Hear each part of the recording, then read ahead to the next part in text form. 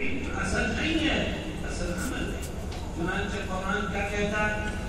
من عمل صالحا من ذکر او انثى وهو مؤمن فلنحيينه حياة طيبة ولنجزينهم أجرهم بأحسن ما كانوا يعملون۔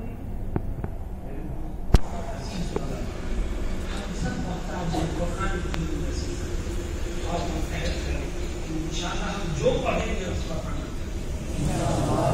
میں اپنے حق کے طلباء سے کہتا ہوں کہ جمہور اضافہ استاد کہتا ہے کہ میں کل ان سے سنا انجو ہاں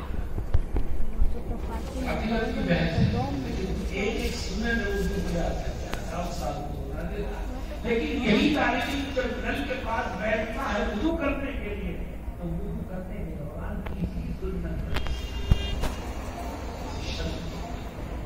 اس کے احساس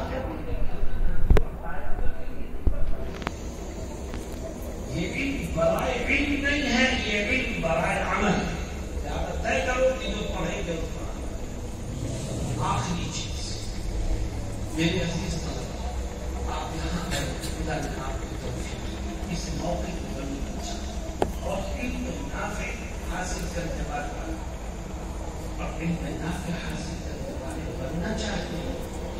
چوتھا کام، اور وہ چوتھا کام یہ ہے کہ آج سے طے کر لو کہ انشاءاللہ زندگی کے ہر قدم پر نبی کی ایک ایک سنت زندہ۔